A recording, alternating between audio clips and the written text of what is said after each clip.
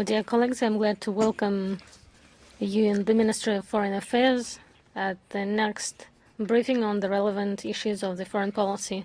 Traditionally, we start with the events of the agenda of Sergei Lavrov. On 21st of August, the negotiations will take place between the Minister of Russian Federation and the Minister of Foreign Affairs of India, Jai Shankar, who will be in Moscow, participating on the 26th meeting of the Intergovernmental Russian-Indian Commission on Trade, Economic, Scientific, Technical and Cultural Issues.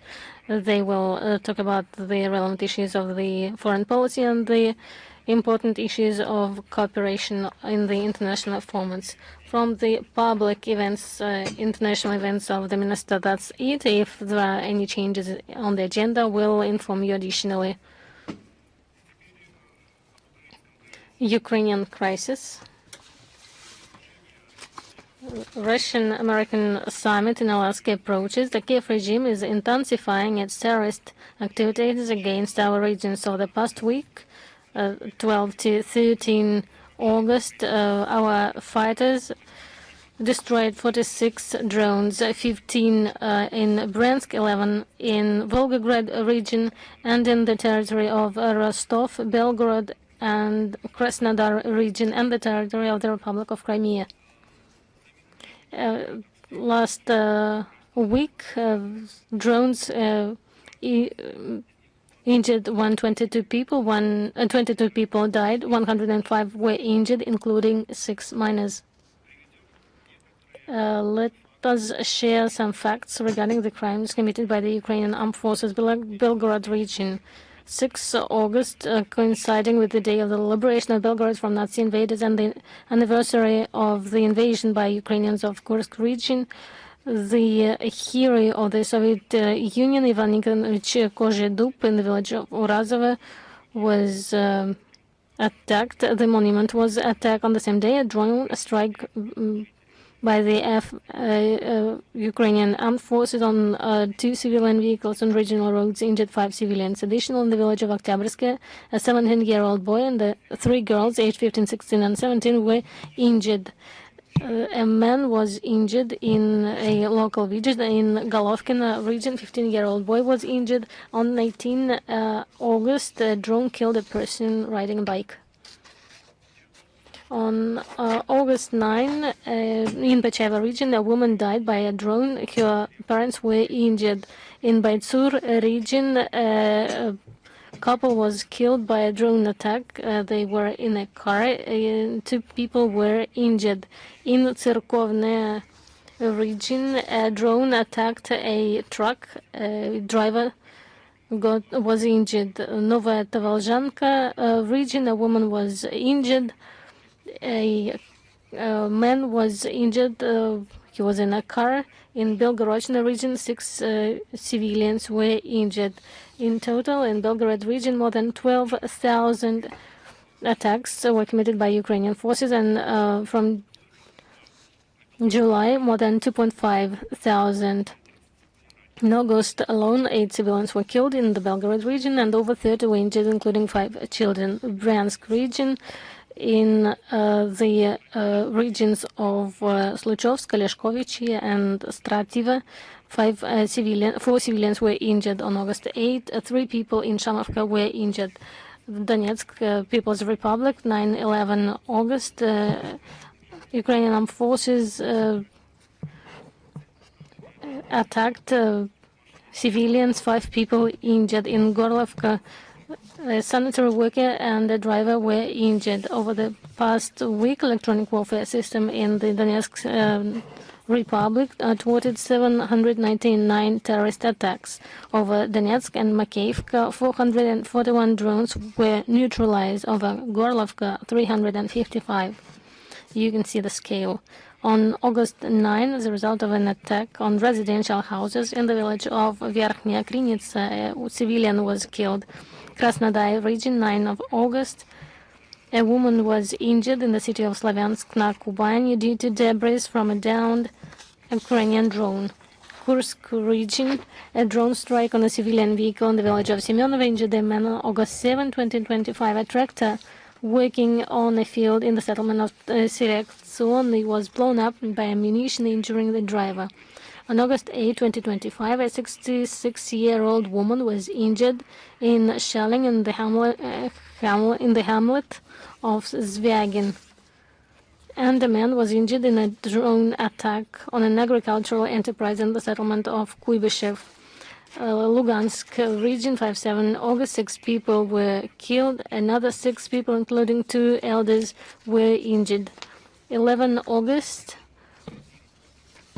a drone entered a residential building and a woman was injured. Belgorod region, a drone attacked 2 industrial areas. One person was killed, 2 people suffered. Tulsk region is a drone attack by the FAU on the civilian enterprise in the city of Tula killed 2 people and 3 people were injured. Kherson region, 7/11 August.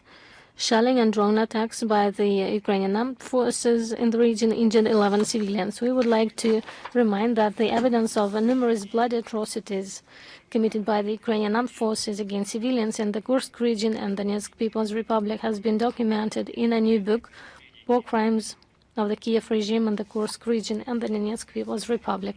Materials of the International Public Tribunal on the Crimes of Ukrainian Neo-Nazis were recently published. The book is also available in English. You can familiarize with this document on killings of the Ukrainians.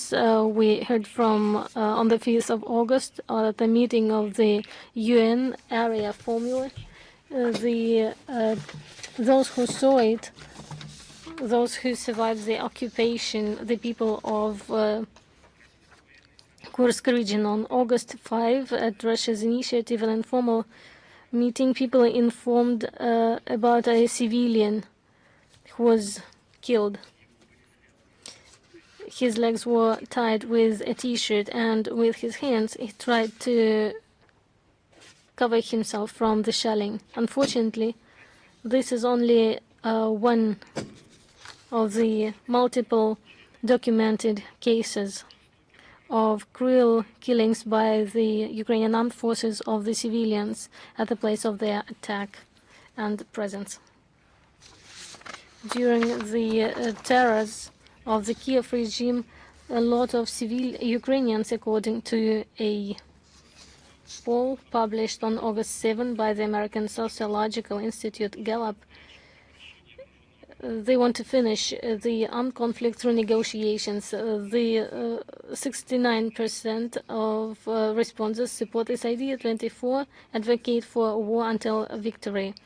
In 2022, the statistics was different. The respondents who supported were 70% and only 20% favored peace. As we know, on the territory of Ukraine, there are a lot of soldiers of fortune from the European countries. Many die. In Latvia, the media were speaking about the civilian of Latvia, Nikita Sladzersky, known as Latish.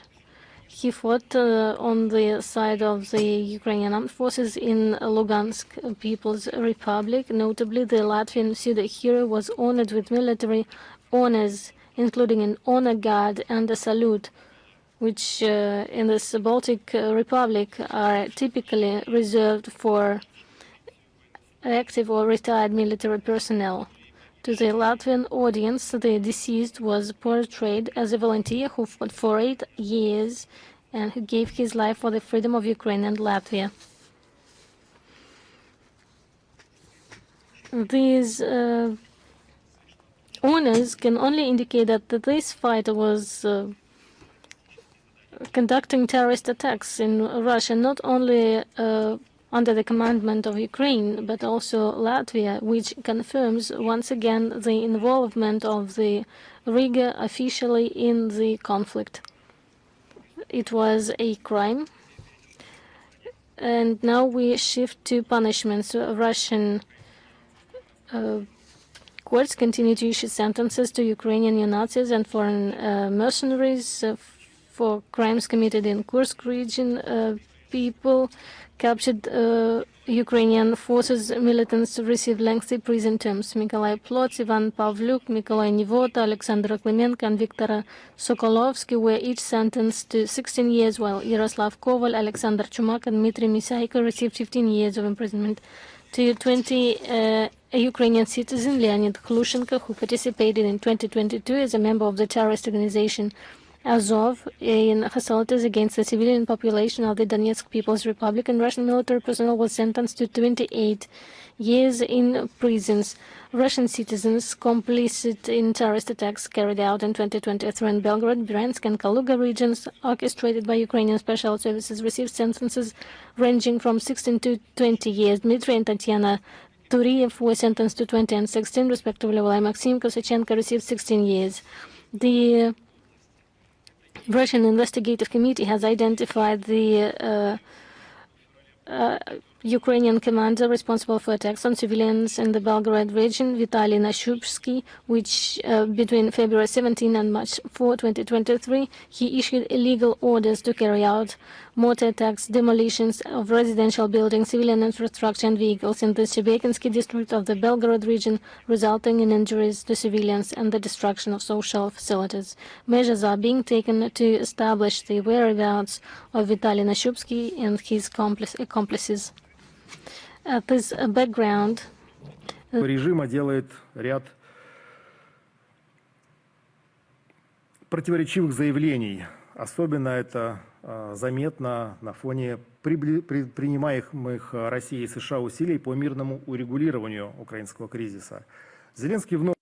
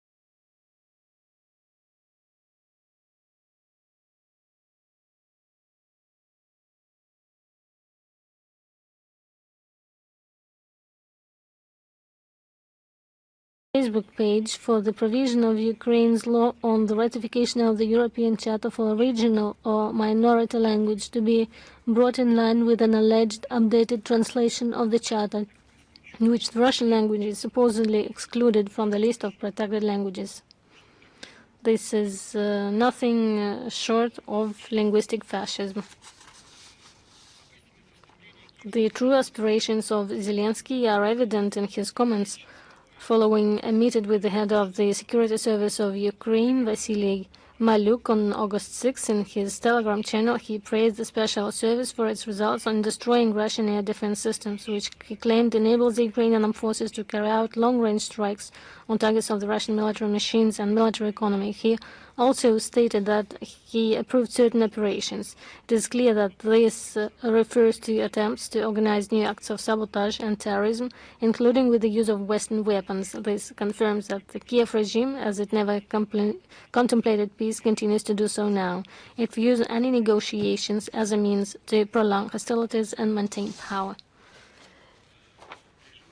In this, the regime is supported by the Western so-called partners. On August 5, Pentagon announced that the U.S. State Department had approved the possible sale of Ukraine of equipment and services for the repair and long-term maintenance of 155 millimeters M777 howitzers with $104 million. The contractor will be the British company by system. At the same time, it is emphasized that such a sale will not disturb the basic balance of power in the region. On the same day, Western media announced the start of NATO coordination of regular deliveries of large shipments of weapons to Ukraine. Such steps do not contribute to the achievement of peace. The prolongation of the conflict allows the Western military-industrial complex to pursue its business interests and continue to profit from the war to the last Ukrainian.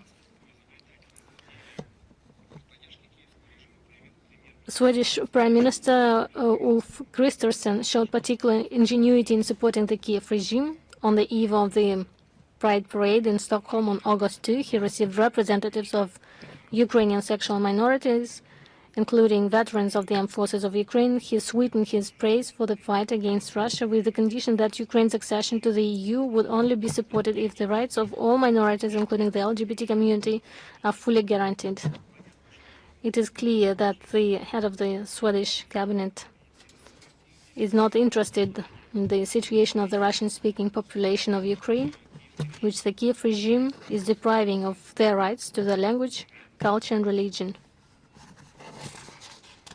Religion is being attacked in Ukraine at full scale. On August 6, a group of raiders from the schismatic so-called Orthodox Church of Ukraine cut off the locks and seized the Vedensky Church of the canonical Ukrainian Orthodox Church in the village of Dovbysh, Zhytomyr region, after cutting the electrical cables to avoid video recording of their crime. They were joined by employees of the local territorial center for recruitment and social support who beat parishioners who tried to defend the church. One of the women suffered serious injuries. The police, meanwhile, performed their traditional role of personal security for church robbers. This is how the schismatics of the OSCU have been tasked with destroying canonical orthodoxy in Ukraine, preach love for one's neighbors. The Kiev authorities continue to gather evidence of the affiliation of the Kiev metropolis and parishes of the Russian Orthodox Church, which is banned in Ukraine, in order to further fabricate court decisions to deprive them of their registration and liquidate them. A relatively new direction in the Kiev regime struggle against the UOC is unfolding. The forced mobilization of the clergy, which has already affected a number of priests. At the same time, 7,726 other religious denominations, including the OCU and new pagan communities, have been exempted from conscription. Thus, the parishes of the UOC are being deliberately decapitated, and priests are being sent to certain death on the front lines. Of course, there is no question of any observance of rights and the law. It was the representatives of New York was worried about that, and they condemned the situation and expressed support to the Orthodox Ukrainians. The Stefan Forty, the head, said that these attacks on the church is illegal, and expressed gratitude to the American representative he expressed in the Senate protecting the Orthodox Church. In Ukraine, they are fighting not only against the religion, but also the cultural inheritance. In one of the regions, a memorial was destroyed on August 7. News spread across the internet that in the village of Dikanka in the Poltava region, known for the creative legacy of the great Russian writer Gogol, their neo-Nazi savages dismantled a bas-relief of a Soviet military order from a monument to soldiers who died in battles with the Nazis. Similar acts of vandalism were committed against monuments in the villages of Podgansky and Podbruzny in the Rivne region, in the villages of Verbna, Ustia, and Kustian in the Rivne region. Barbarians destroyed commemorative inscriptions on memorials to those who fell fighting German Nazism. In the village of Mizich and the Rivne region, a monument was destroyed. A monument to Pushkin was destroyed in Odessa region, in Bolgorod on August 6th, in the village of Domostova in Poland, immigrants of Ukraine painted the Bandera flag on a monument to the victims of the Volhynia massacre and inscribed an inscription glorifying the executioners from the UPA. This is the gratitude shown by Ukraine. Следует сказать, что украинские паблики растиражировали скриншоты с фотографиями из аккаунтов в социальных сетях в сотрудничестве Святошинского районного суда в Киеве Анастасии Мирзак, на которых она в компании молодых людей держит в руках флаг нацистской Германии со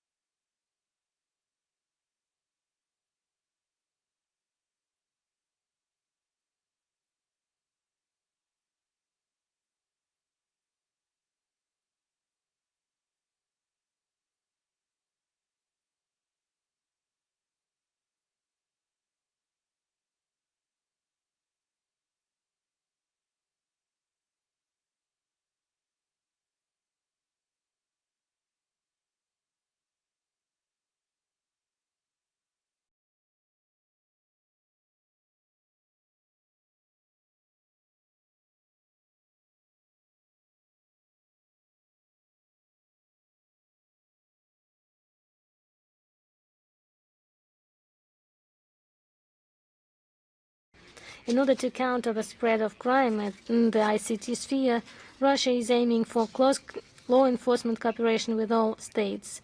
One of the tools for such cooperation is the UN Convention Against Cybercrime, approved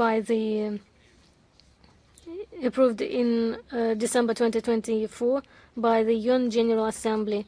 In this regard, it is becoming increasingly important to sign it in Hanoi in October 25-26 and ensure its prompt entry into force.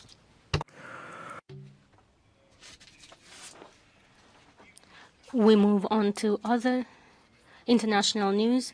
In particular, we're speaking about France and the attempts to give a museum theme legal traction of the ICC in investigations against Russia.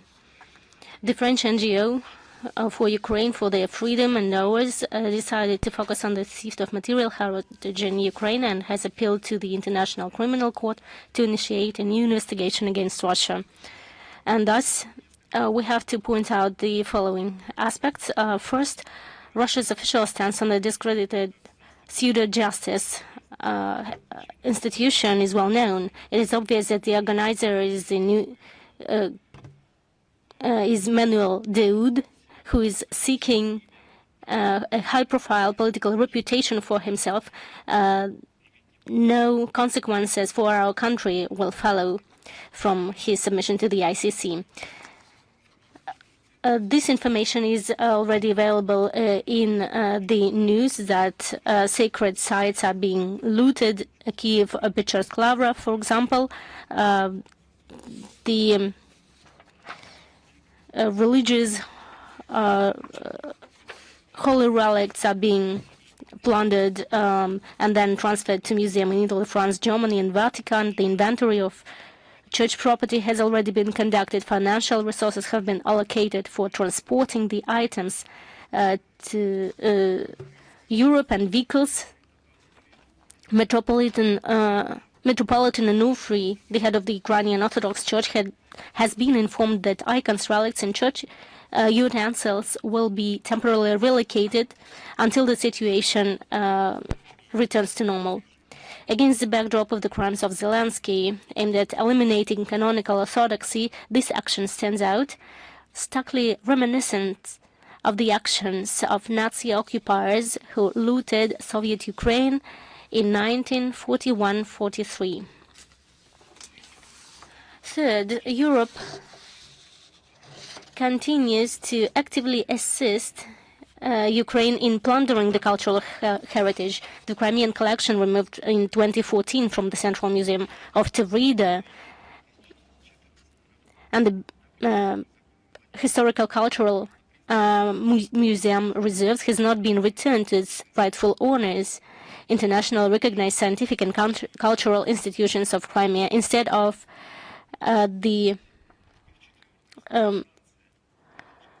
requests from the historical and cultural scientists.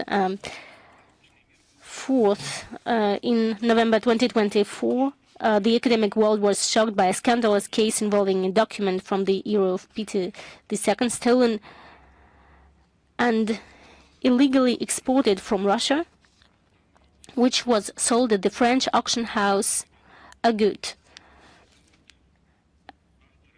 Emmanuel Daoud, the author of this initiative, when speaking about plundering and museum looting, said that if lawyers were to seriously investigate what is currently happening with cultural and historical heritage in territories controlled by Kiev, they would conclude that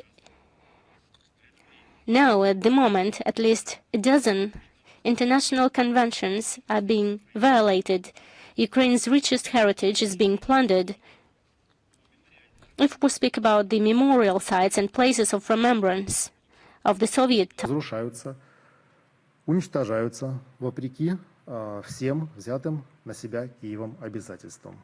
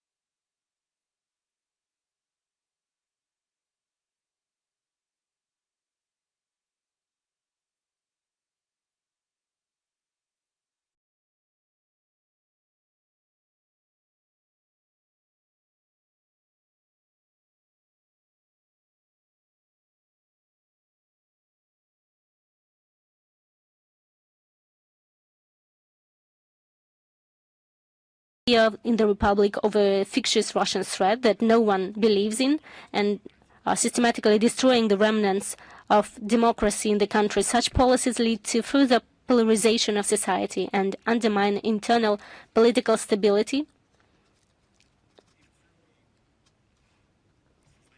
And in general,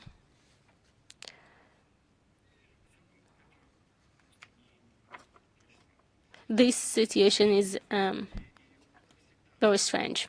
However, the interests of Moldova and its people have always been a secondary importance to the country's current authorities. Coming back to the issue of multilateral diplomacy, I would like to state that on July 28-30 in New York, a conference of high level was celebrated to resolve the Palestinian issue. Sergei Vershinin, Deputy Foreign Minister, participated in the event, and a series of bilateral meetings took place in the sidelines.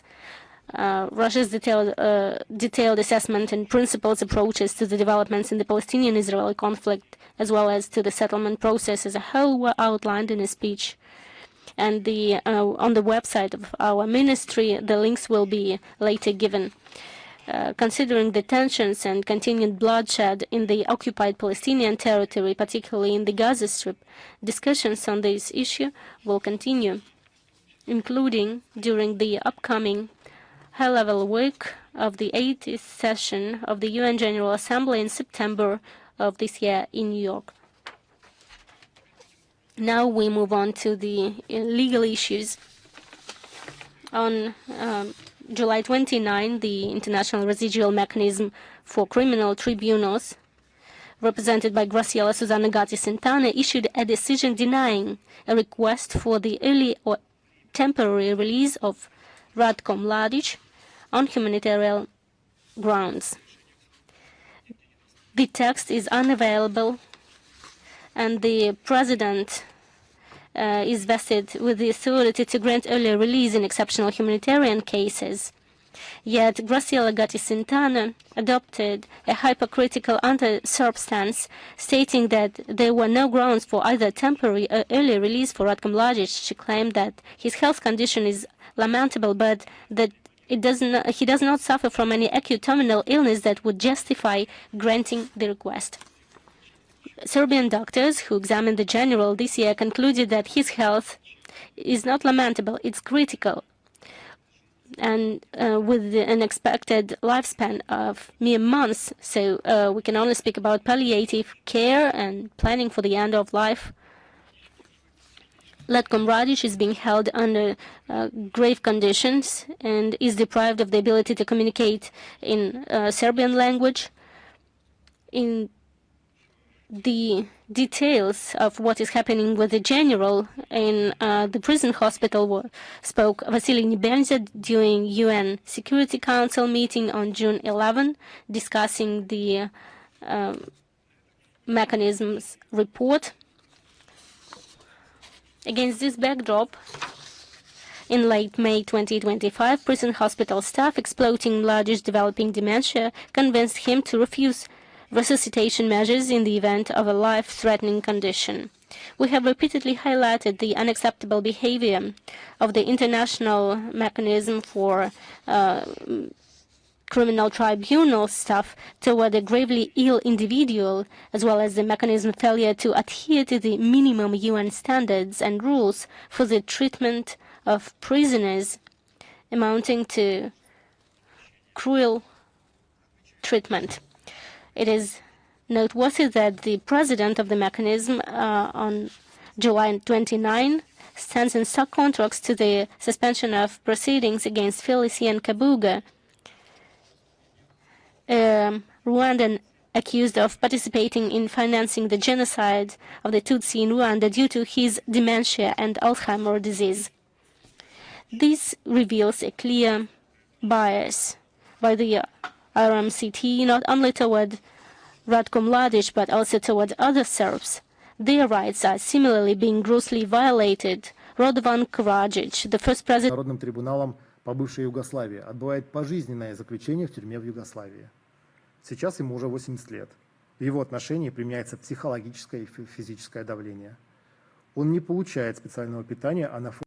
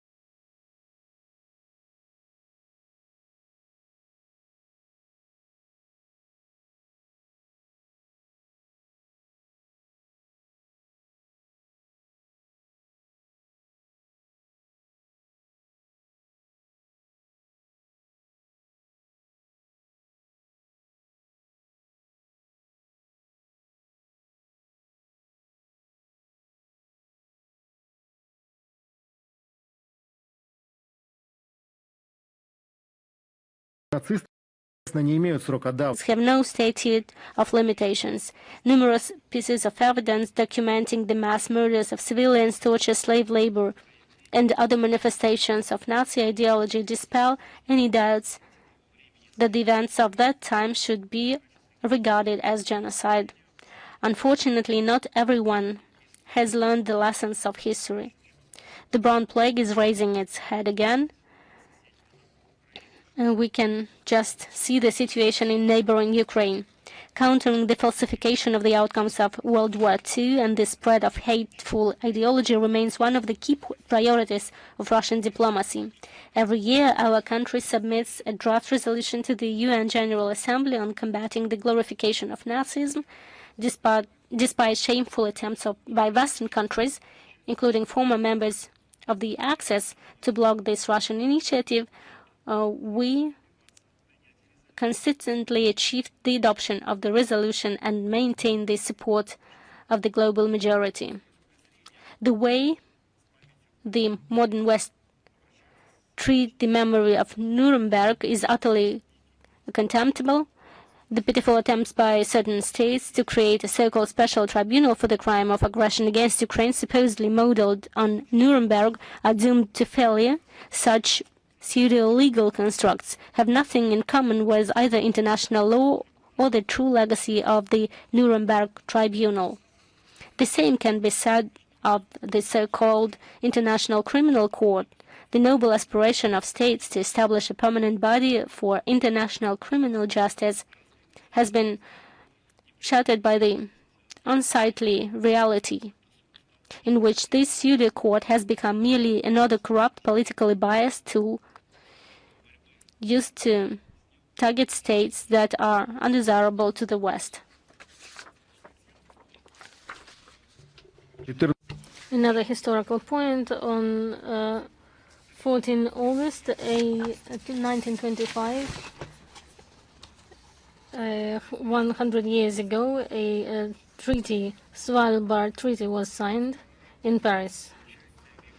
Our country was not participating in its preparation. The Soviet Union acceded it in May 1935.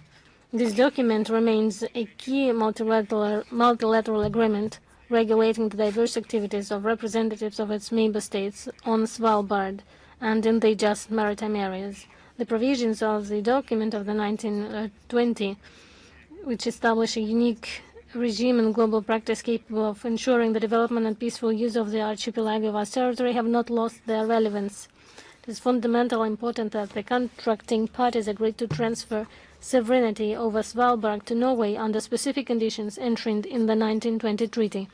In particular, it granted equal free access for citizens and organizations of the treaty's parties to the waters, ports, and fjords of the archipelago, as well as the right to conduct commercial activities on the same terms of equality in its territorial waters and on land.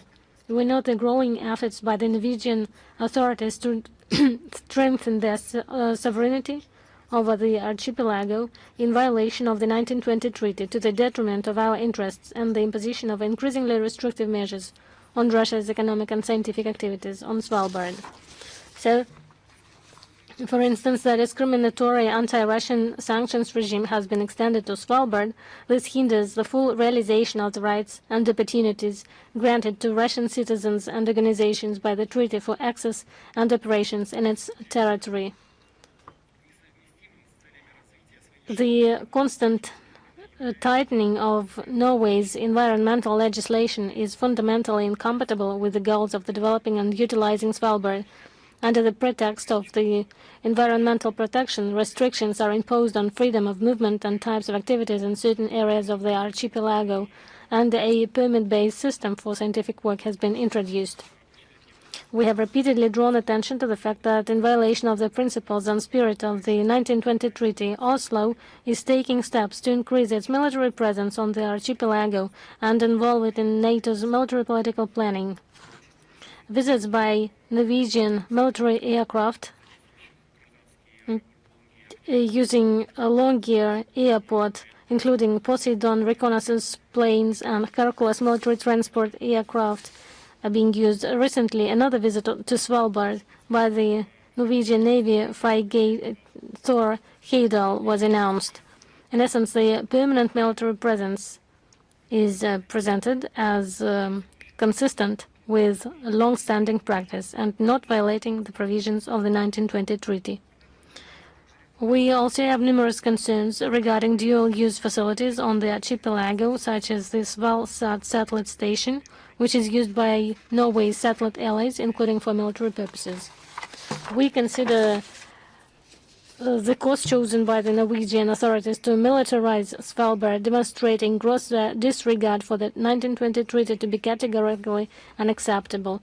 Through its provocative actions, Oslo is fostering an atmosphere of confrontation around the archipelago, which risks escalating tensions in the high north. We expect that the Norwegian side to reconsider its politicized and unconstructive approaches and return to the good faith fulfillment of the obligations it undertook 100 years ago. Despite the difficulties and obstacles created, Russia's presence on Svalbard will continue to develop and expand in full compliance with the 1920 treaty. Russia has ambitious plans to enhance the scientific research component, develop tourism, improve transport accessibility, and modernize the infrastructure of Russian settlements. The 1920 treaty provides all the necessary legal grounds for their successful implementation. Let us move to Latin America. On 27 July, the Uruguayan town of San Javier, the only city in the southern hemisphere where the population predominantly consists of descendants of Russian immigrants, solemnly celebrated the 112th anniversary of its founding by settlers from the Voronezh Governorate. As part of the festive events, a traditional flower-laying ceremony was held at the monument to the first settlers on the banks of the Uruguay River, followed by a horseback procession. At the Maxim Gorky Cultural Center, dance and vocal ensembles of the Russian diaspora performed for the guests. All attendees could try traditional Russian cuisine. Notably, in the speeches, the officials present at the celebration, including the governor of the Rio Negro department, Guillermo Livretto, and the mayor of San Javier, Washington Laco, highlighted the significant contribution by Russian immigrants to the development of region's economy, particularly in agriculture, and Uruguay as a whole. Representatives from Russia, employees of the embassy in Montevideo, expressed gratitude to the town's residents for the assistance provided to our country during the Great Patriotic War. We join them in this sentiment. We would like to especially thank the Uruguayan authorities for the support to our compatriots, including the residents of San Javier, in preserving Russian cultural traditions.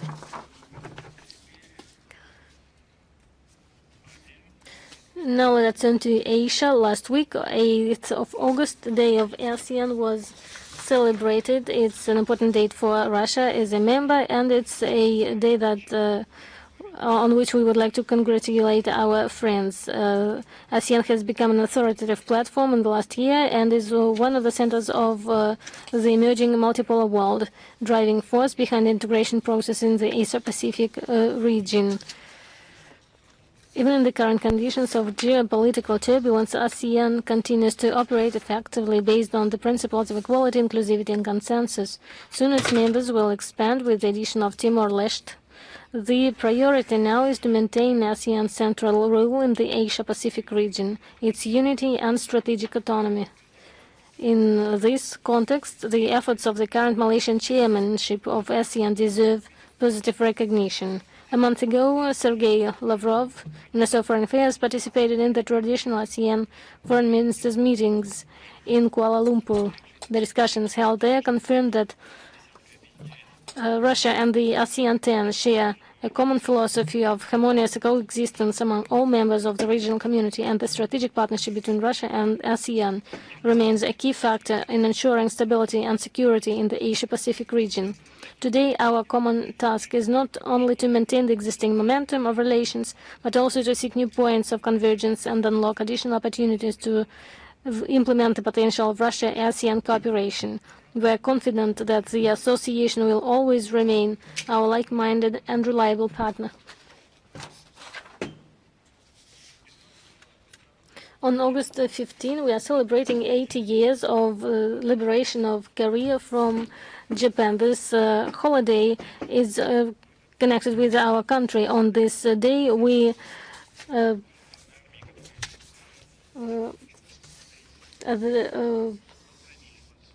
on this day, we pay tribute to the soldiers of the Red Army who, fighting side by side with Korean patriots, defeated the Kwangtung Army of militarist Japan, liberated the Korean people, and thereby hastened the end of the World War II. Many of our compatriots gave their lives for the freedom of Korea, forever remaining in Korean soil. Our people sacredly preserve the memory of those heroes. We are grateful to our Korean friends for the exemplary maintenance of the graves of Soviet soldiers.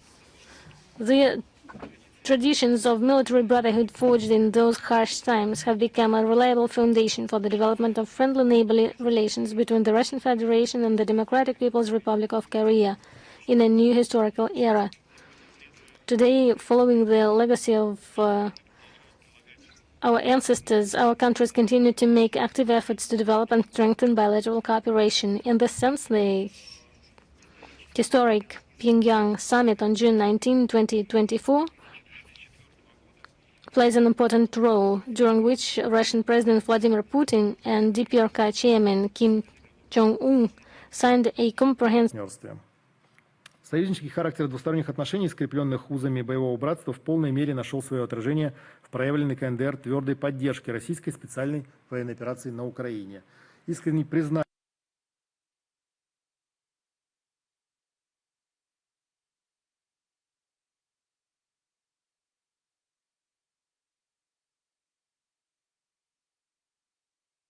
за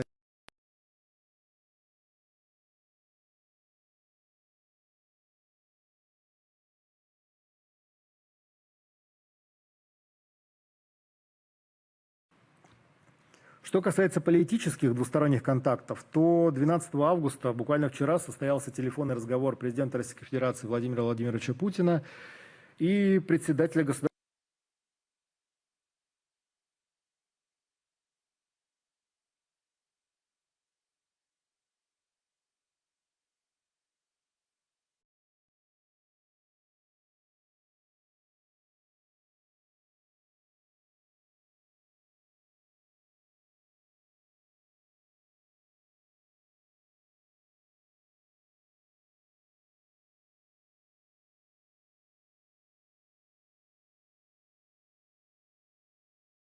The 80th anniversary of Korea's liberation will be released. The postage stamp depicts a liberation monument dedicated to Soviet soldiers and officers who fought on the Korean peninsula, and the national flags of the two countries. On August 17, the Republic of Indonesia will celebrate 80th anniversary of its declaration of independence. Over the past decades, Indonesia has achieved impressive success in socio-economic development, strengthening its international position, and become one of the locomotives of integration processes in the Asia-Pacific region.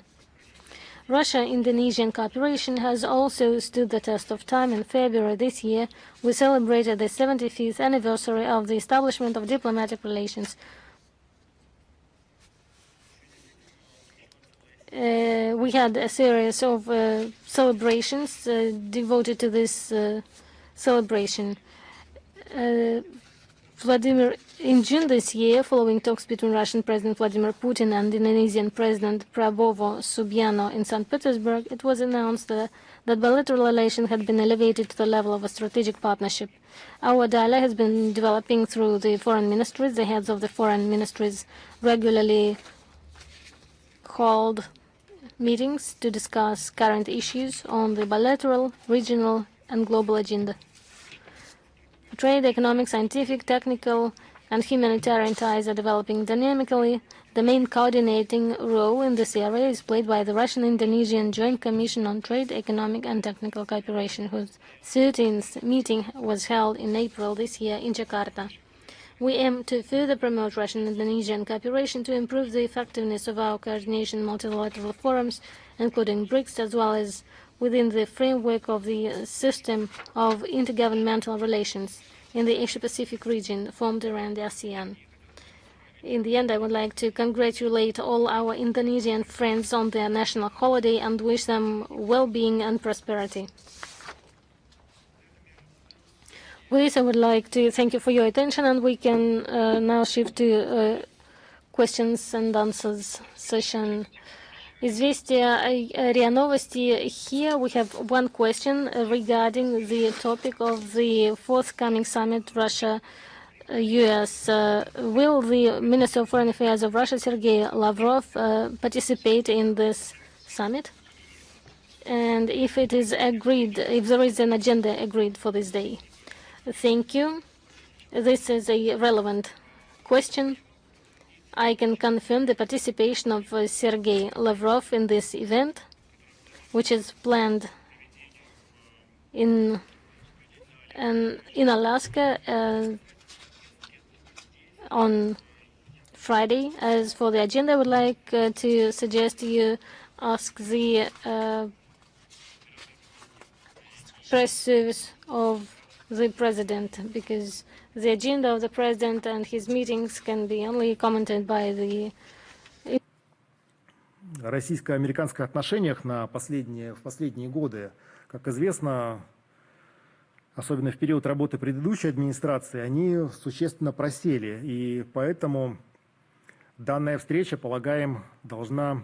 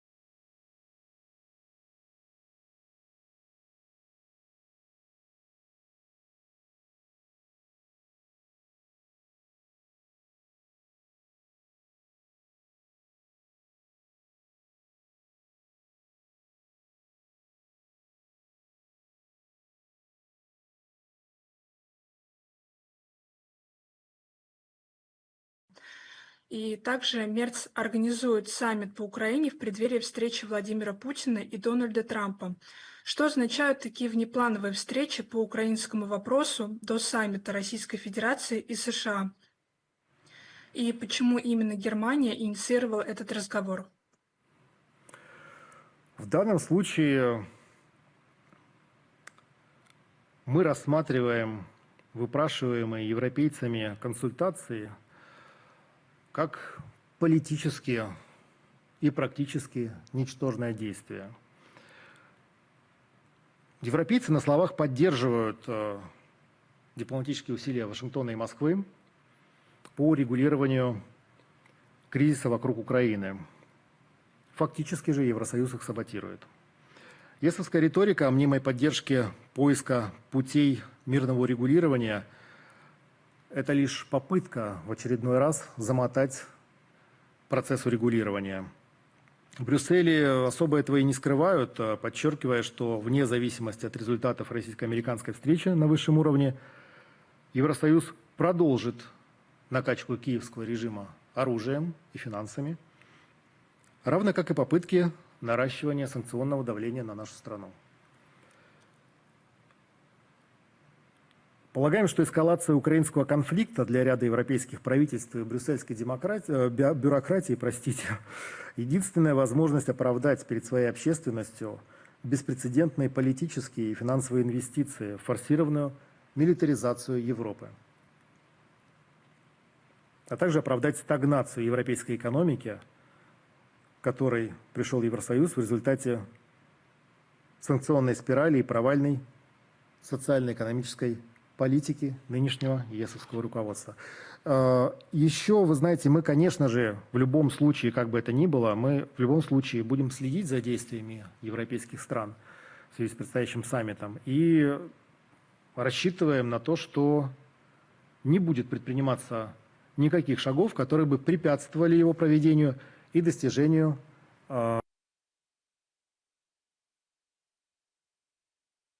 конструктивных договоренностей. Спасибо. Спасибо за ответ. Так, далее. Балт Ньюс присутствует? Да, здравствуйте, Алексей Владимирович, Анна Кузнецова, присутствую. Добрый день. У меня к вам такой вопрос. Еврокомиссия объявила третий транш помощи Украине за счет доходов от замороженных активов Центрального банка в размере более 1 миллиарда евро. Как вы можете это прокомментировать?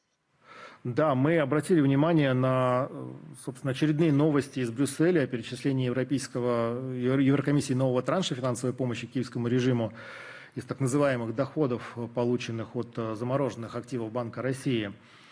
Как я отвечал в предыдущем вопросе, неоднократно отмечали, что подобные действия представляют собой эскалацию экономической агрессии как элемента гибридной войны против нашей страны. Стремление изобрести какие-то новые псевдоконструкции для изъятия российских активов или доходов от управления ими, собственно, не меняет преступной сути намерений Запада, направленных на спонсирование киевских властей и за счет, именно в данном случае, за счет чужих золотовалютных резервов. В этом контексте президент Российской Федерации Владимир Путин дал четкую правовую характеристику попыткам изъятия принадлежащих Российской Федерации денежных средств, назвав их грабежом. Блокировка российских средств, мы тоже об этом неоднократно говорили, грубо нарушает принципы равенства государства, иммунитета госактивов. Данный шаг противоречит нормам Устава ООН, а также специализированной конвенции ООН о юрисдикционных иммунитетах государств и их собственности от 2004 года. Эти манипуляции не имеют оправданий, и любые операции с подобной категорией активов должны осуществляться исключительно с разрешения собственника, то есть Российской Федерации, чего, естественно, не происходит. ЕСовские попытки использовать российские активы в интересах киевского режима, который и так уже близок к банкротству, не помогут Украине, а самое главное, не изменят ход специальной военной операции. Ее цели, как мы уже неоднократно говорили об этом, будут достигнуты в полном объеме. Любые покушения на нашу собственность повлекут болезненный для экспроприаторов ответ. И Россия сохраняет за собой право на контрмеры в полном соответствии с принципом взаимности в международных отношениях. Наверное, так отвечу. Да, Алексей Владимирович, а вот совсем недавно пришла новость, что Эстония высылает первого секретаря посольства России. Его объявили сотрудником персоной нон-грата. Как вы можете это прокомментировать? Будут ли у нас ответные шаги на этот счет?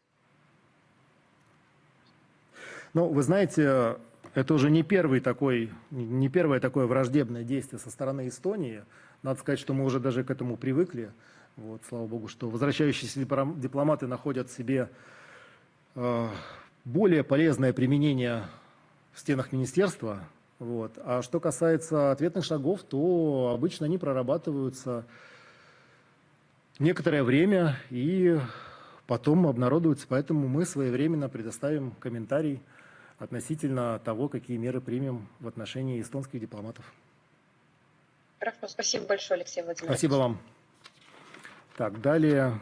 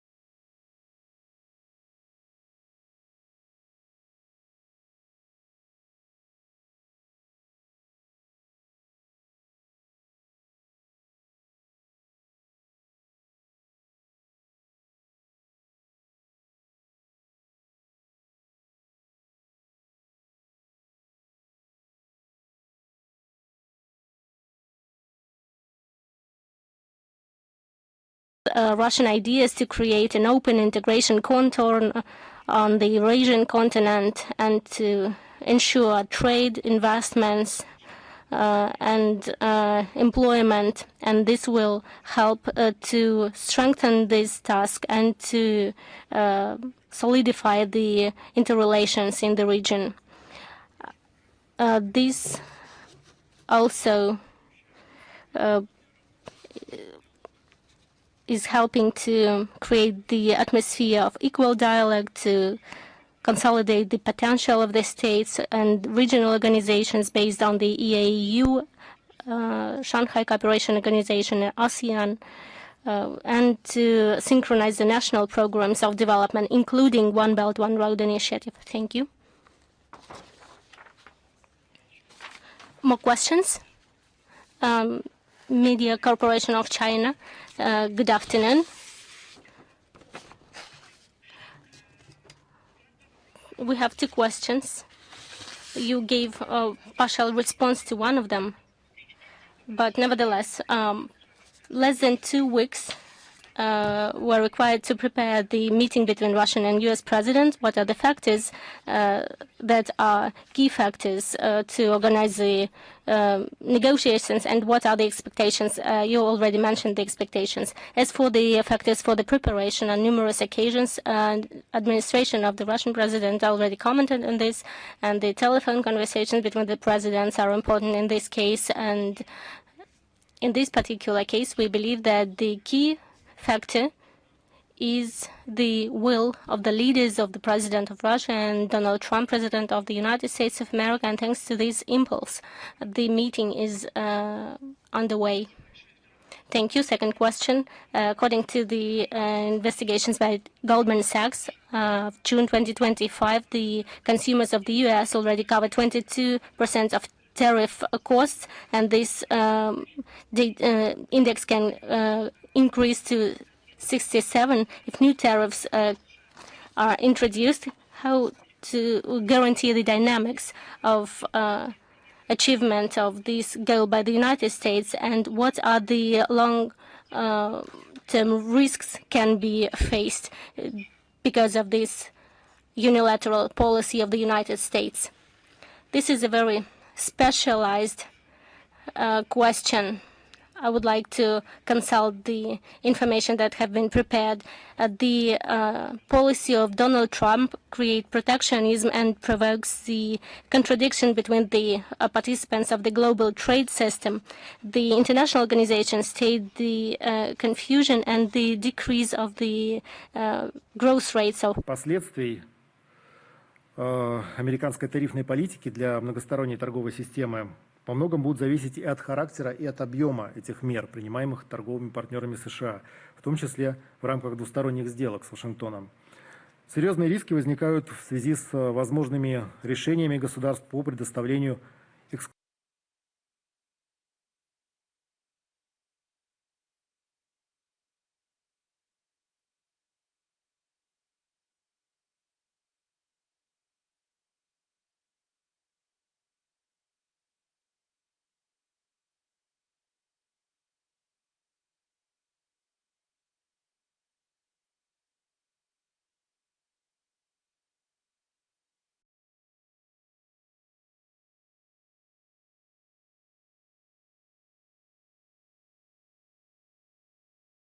the United States. Countries will start using their special measures, and as a result, the volume of international trade will decrease due to protectionism. The inflation will grow as a result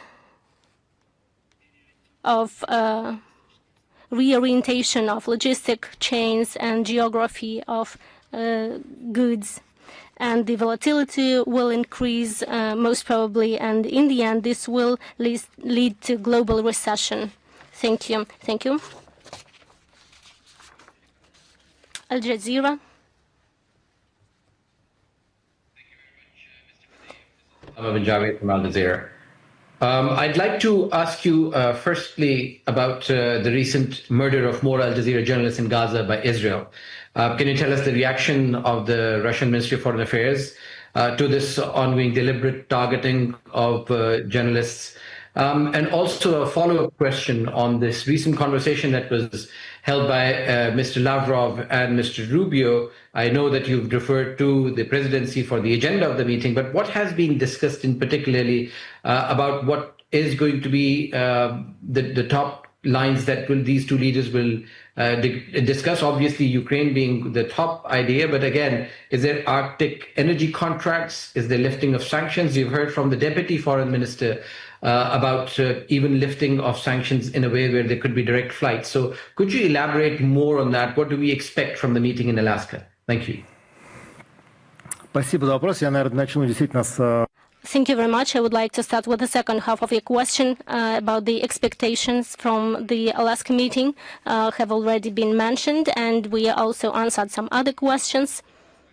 As for the telephone conversation, foreign minister with his American colleague, just right after this contact, the foreign ministry issued the meeting for the media where we outlined the in brief the results of these telephone conversations. We're not going to dwell into details of this, but as for the tragic event that you have mentioned in the beginning, the killing of... Я бы прежде всего хотел выразить искренние соболезнования коллегам и родным, поскольку он погиб при исполнении своего профессионального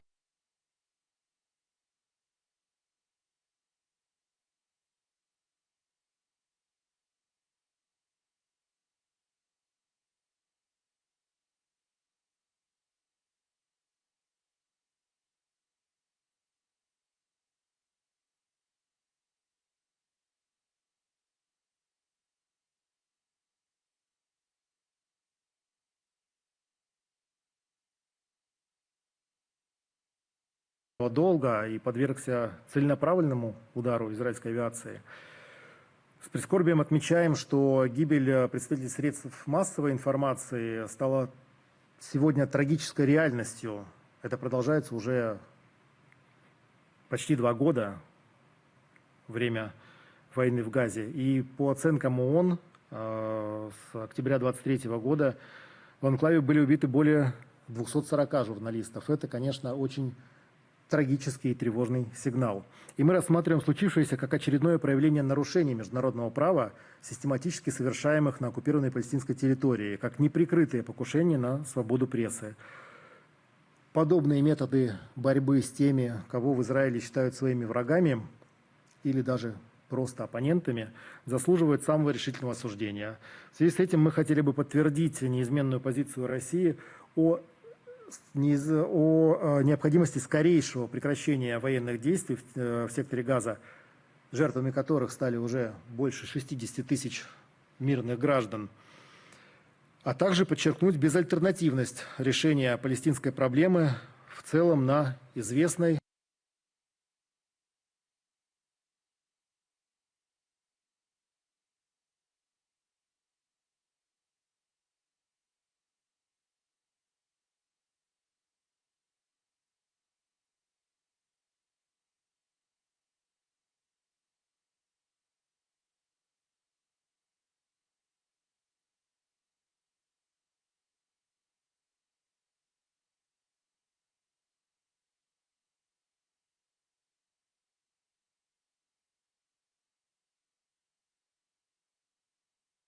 was Trump that Putin is going to discuss there are any changes in the Russian position about the situation that have been outlined in June last year.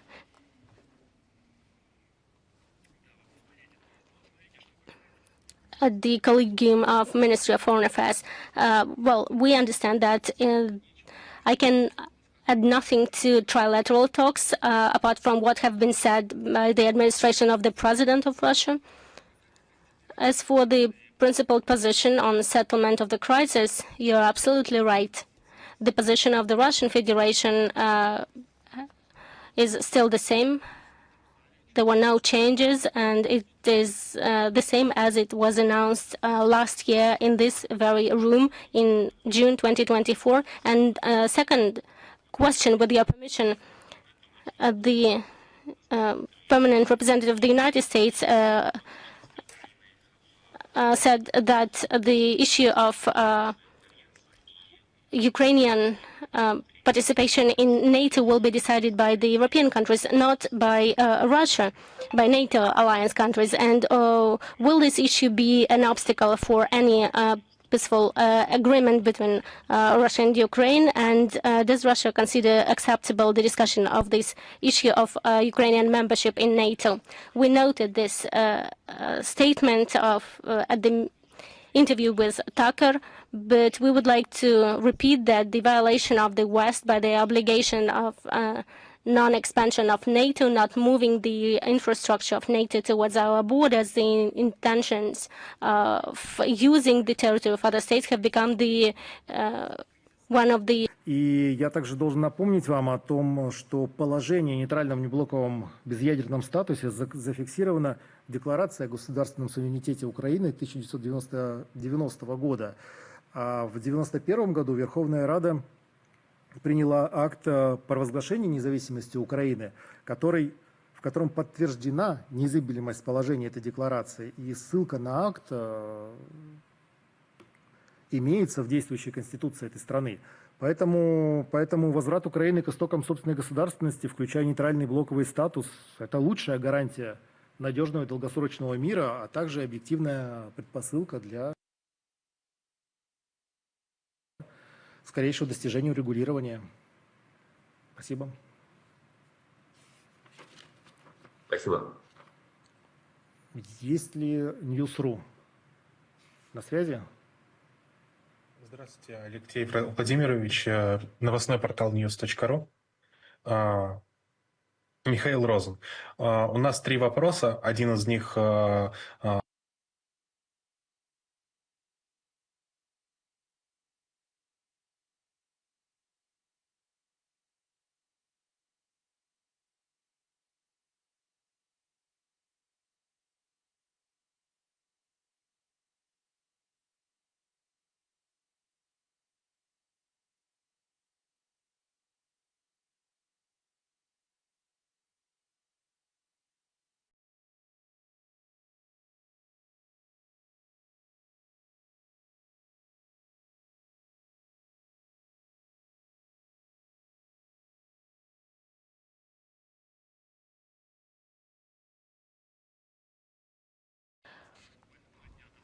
There are only 2 days left before meeting, and the comment will be given duly by the administration of the president.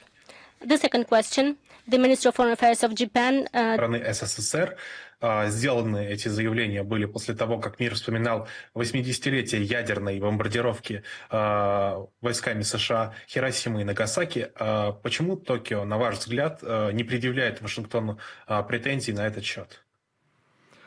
Ну, почему не предъявляет претензий, наверное, лучше спросить у Токио. Вот. Но, да, действительно, мы обратили внимание на эти заявления министра.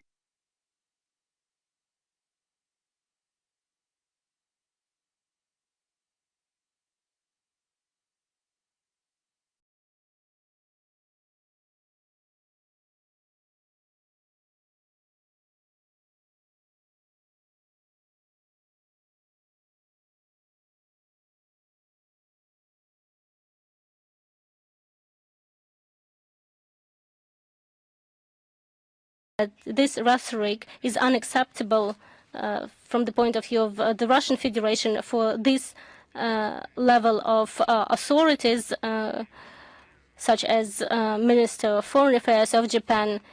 And these words does not help to change the objective reality, because Kuril Islands legally moved to be part of Russia, and as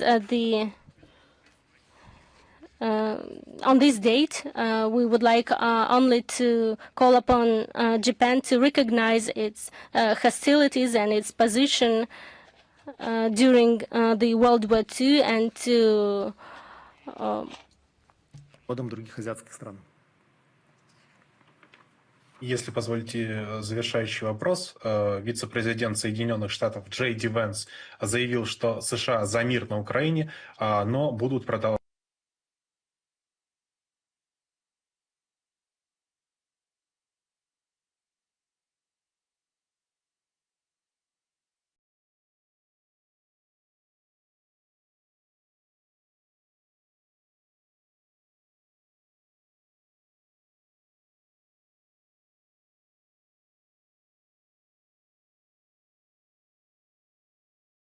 Продолжать продавать оружие Киеву.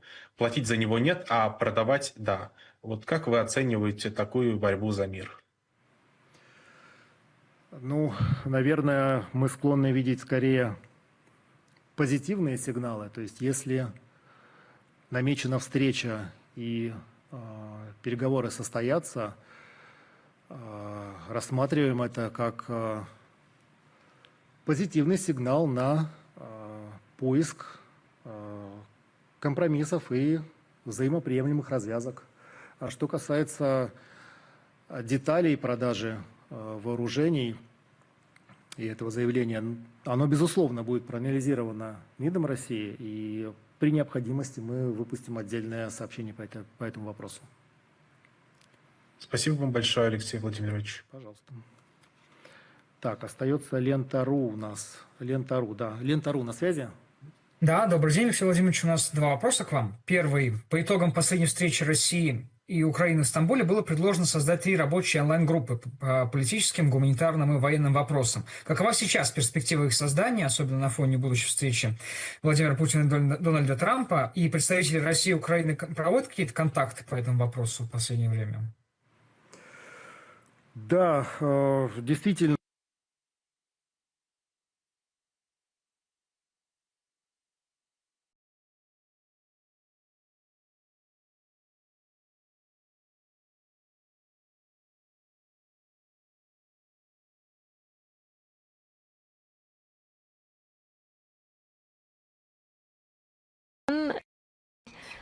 Remove an embargo on supplies of arms to Ukraine if the armed forces of the Russian Federation continue attacking Azerbaijan or objects, company Sokar in the Ukrainian territory.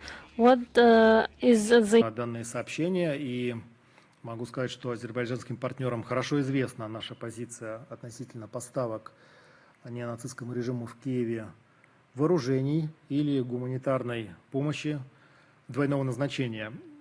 Считаем, что такие действия никак не способствуют мирному урегулированию конфликта и только усугубляют.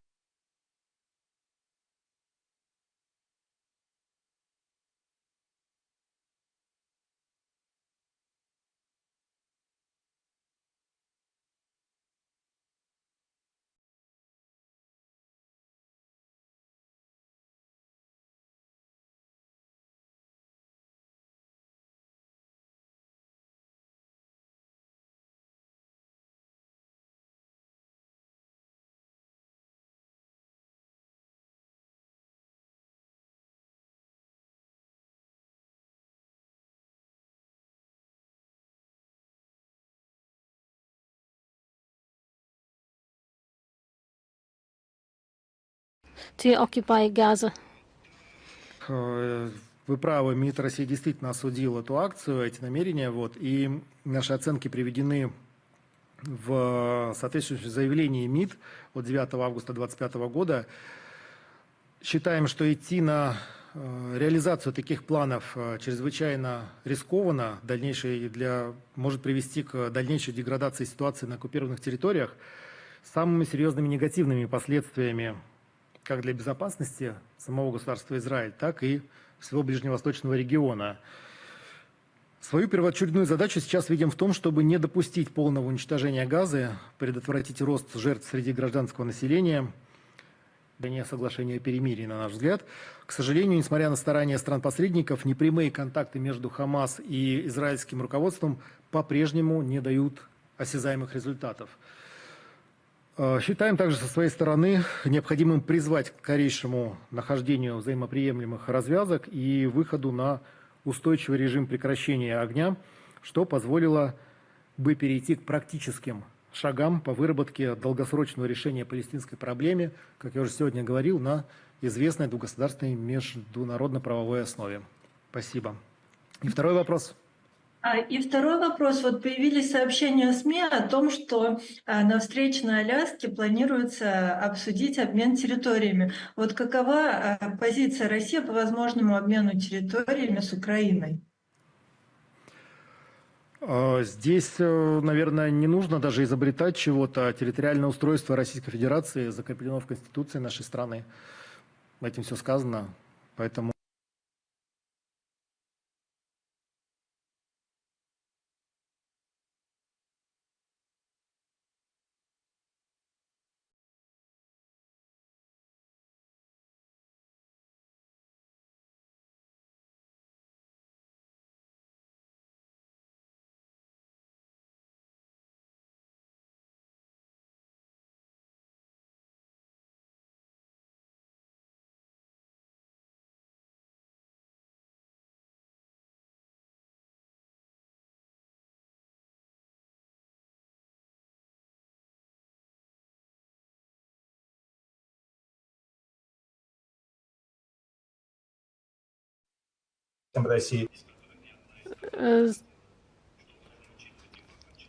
In the area of regional communication, disblocking regional communication, these topics are still relevant with the participation of Russia, and Russia have not left the talks.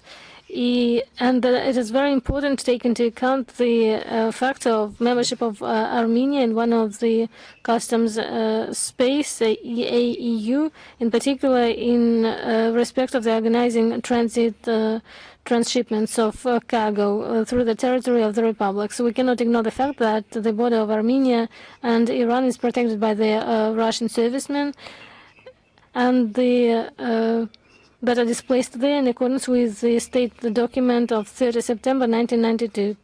In this regard, we would like to know why Russia is not considering that the negotiations with three parties are relevant, and to open the communication with Baku and Yerevan would be very important, which is and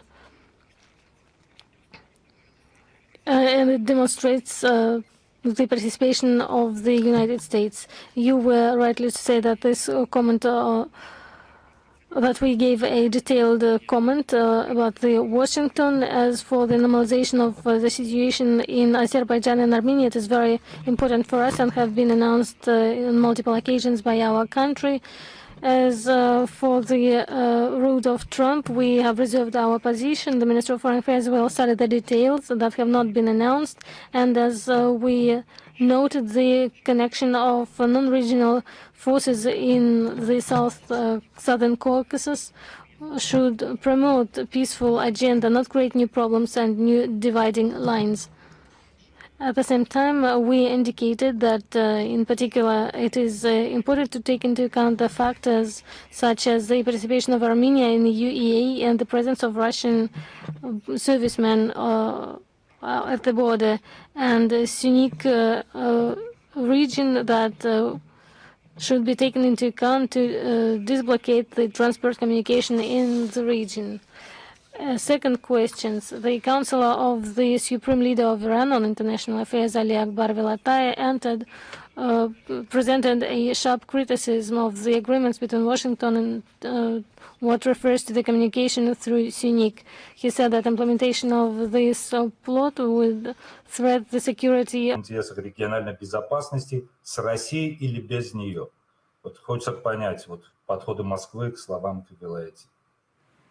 В Москве внимательно изучили, ознакомились с заявлениями представителей руководства внешнеполитического ведомства Ирана применительно к итогам состоявшейся 8-й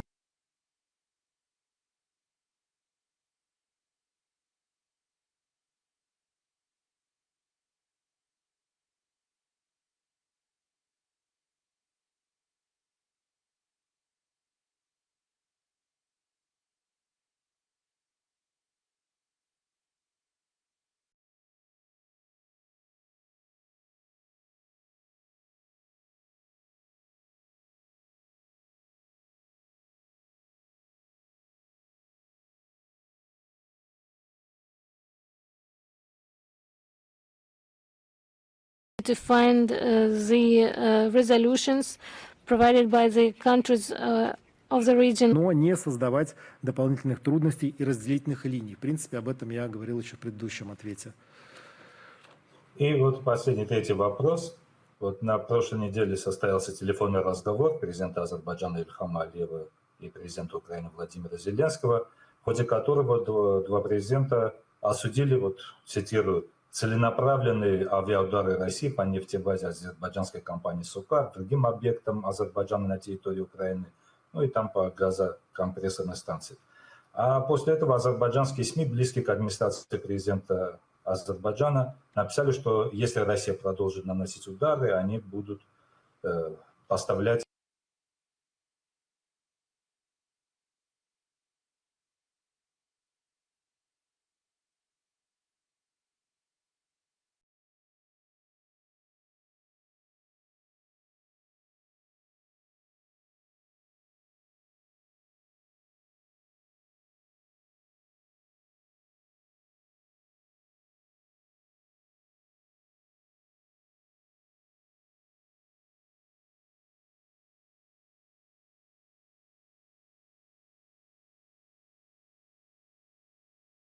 She continues heating the energy objects of Azerbaijan and Ukraine. Baku will consider the issue of removing an embargo on supplies of arms to Ukraine. In this context, what can you say on the announcement of the President of Azerbaijan and Ukraine and the threats of Baku to remove the embargo on supplies of arms to Kiev? I have to repeat the same answer that I just gave. We took this into account, and these actions will only escalate the situation, will only deteriorate the situation on the ground. I have nothing to add. This is our position. It is all explained. Thank you. This is the answer. Do we have Rudaf, Iraq TV channel with us? Hello, everyone. I hope you are doing well. I have three questions. My first question is that Kurds and Druzes are two minorities in Syria, which ask for a decentralized system in the country. What does Russia have about their call? Sorry, the last question was? My question is that Kurds and Druzes are two minorities in Syria, which ask for a decentralized system of governance in Syria. What does Russia have for this call? Да, вопрос понятен. Неоднократно мы уже разъясняли нашу позицию по этой теме и исходим из того, что сирийцы сами должны путем общенационального диалога определять судьбу своей страны, решать вопросы ее государственного устройства. И мы также считаем важным, что в рамках этого процесса должен быть обеспечен должный учет интересов всех этноконфессиональных групп сирийского общества, проживающих на той территории, а также неукоснительное соблюдение единства, суверенитета и территориальной целостности Сирийской Арабской Республики. Этот принципиальный подход мы подтвердили в ходе недавних переговоров в Москве с членами сирийской межведомственной делегации во главе с министром иностранных дел и по делам соотечественников за рубежом Сирии Асадом Шибани. Спасибо. Great. Second question is that we have seen reports that Russian forces have some kind of operations or searches in Syria. Are those operations or searches in coordination with international coalition, autonomous administration in northeast Syria or Damascus? Has it been discussed between your officials and the representatives? Спасибо, да, вопрос понятен, но тем не менее я вынужден вас адресовать в Министерство обороны Российской Федерации, поскольку вопросы военной координации и каких-то военных действий все-таки относятся к компетенции Министерства обороны. Great. My last question is that the negotiations in Paris between Damascus and autonomous administration in North and Syria got cancelled. What do you think both sides should be doing to govern Syria? How should they cooperate? Россия не входила в число организаторов этих переговоров в Париже и не получала официального приглашения для участия в них.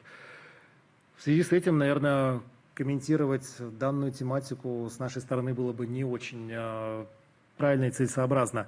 А принципиальная позиция по вопросу государственного устройства Сирийской Арабской Республики я ответил на предыдущий ваш вопрос. Спасибо. Есть ли у нас автор И? Thank you.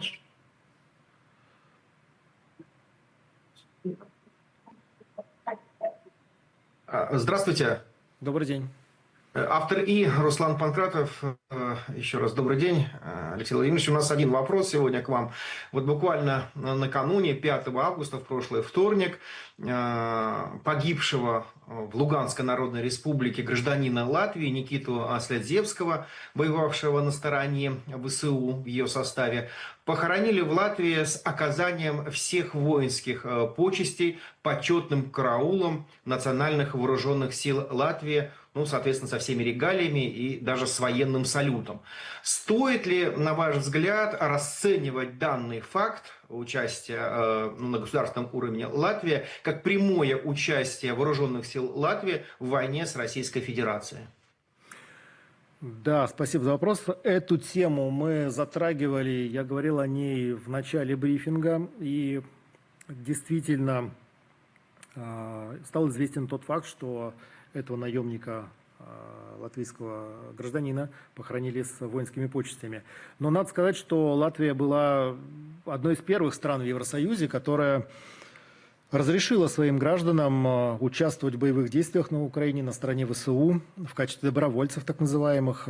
Соответствующие законодательные поправки в спешном порядке были приняты парламентом страны еще 28 февраля 2022 года. И почти сразу, через несколько дней после начала специальной военной операции. В то же время жители Латвии, те жители Латвии, которые встали на защиту мирного населения Донецкой и Луганской республик, рассматриваются латвийскими властями как преступники и подвергаются уголовному преследованию. Каждый раз мы подчеркиваем в наших сообщениях о том, что российские правоохранительные органы фиксируют все факты преступлений иностранных наемников в рядах украинских вооруженных формирований. В отношении многих жителей прибалтийских государств, в частности, возбуждены уголовные дела и вынесены соответствующие приговоры. Надо сказать, что, судя по статистике, судьба далеко не всех солдат удачи из Латвии, да и не только, складывается удачно. Многие из них возвращаются, как говорится, в цинке или с тяжелыми ранениями, от которых потом долго лечатся. Ну, собственно, бесславная история Никиты Слядзевского служит этому подтверждением. Отвечая прямо на ваш вопрос, рассматривает ли российская сторона подобное как прямое участие, прямую вовлеченность Латвии в конфликт? Да, российская сторона рассматривает эти действия как прямую вовлеченность официальной Риги в конфликт на Украине, вокруг Украины. Спасибо большое, спасибо. ГТРК Калининград на связи.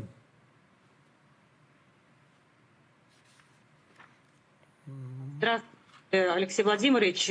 У нас вопрос связан с судьбой россиян, арестованных в Азербайджане 1 июля.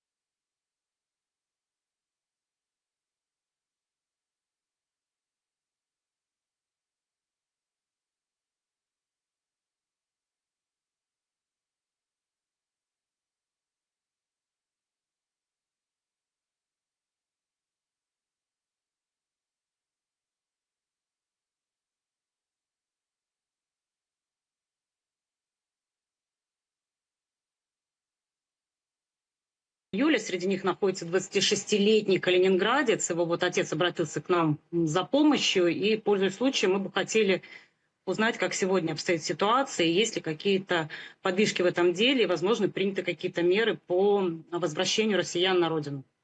Спасибо.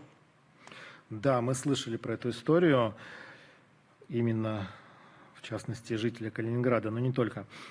Незамедлительно отреагировали на задержание российских граждан ночь с 30 июня на 1 июля в Баку. И, как мы уже сообщали, незамедлительно 1 июля в МИД был вызван посол Азербайджана в России Рахман Сагипоглы Мустафаев, которому был заявлен протест в связи с недружественными действиями Баку. И ранее нами уже отмечалось, что основания для подобных действий азербайджанских правоохранительных органов попросту отсутствовали. Мы добились обеспечения консульского доступа сотрудников посольства России в Азербайджане к арестованным россиянам и оказываем им необходимую помощь, реагируем на их вопросы и запросы. В настоящее время с азербайджанской стороной ведется работа над вариантами скорейшего освобождения и возвращения домой удерживаемых в Баку российских граждан. Исходим из того, что такое решение стало бы значительным шагом в процессе стабилизации межгосударственных отношений России и Азербайджана.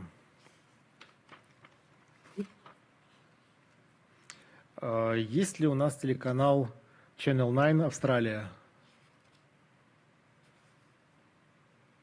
Нет, не подключился. Тогда журнал «Соотечественников вместе». На связи? Да, Алексей Владимирович, добрый день. Добрый день.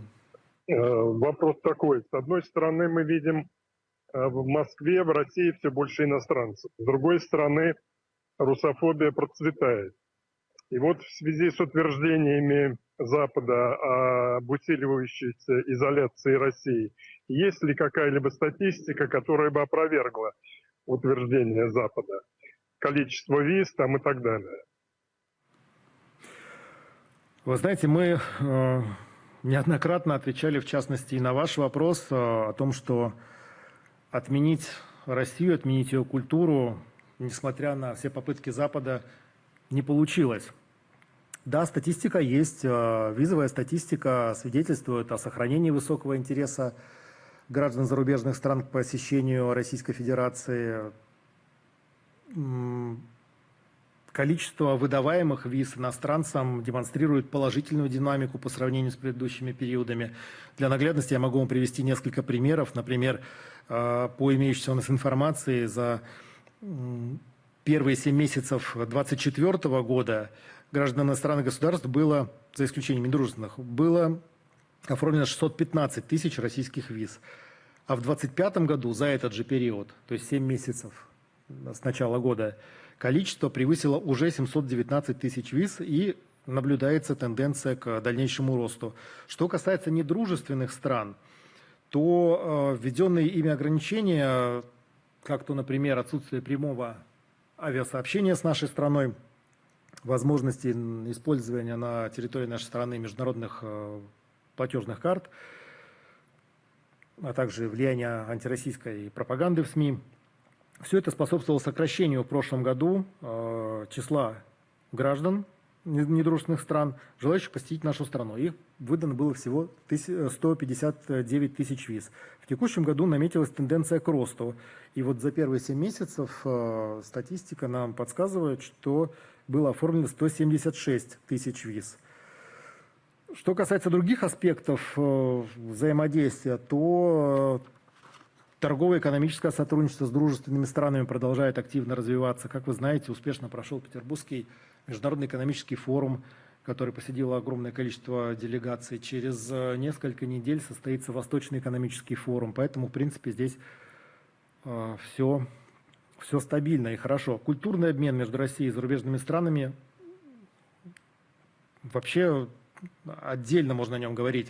Свидетельствуют многочисленные мероприятия о развитии этих обменов, которые проводятся как на двусторонней, так и на многосторонней основе. Мы о них регулярно рассказываем и публикуем материалы на сайте министерства.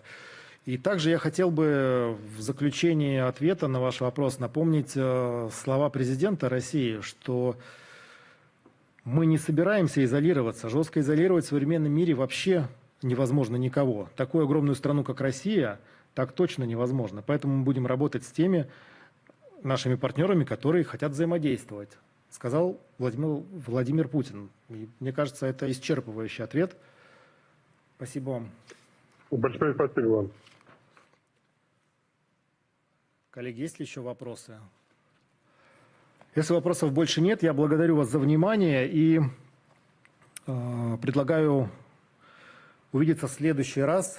Приглашаю вас в Министерство иностранных дел в следующий раз для участия в очередном брифинге по вопросам внешней политики. Спасибо за внимание.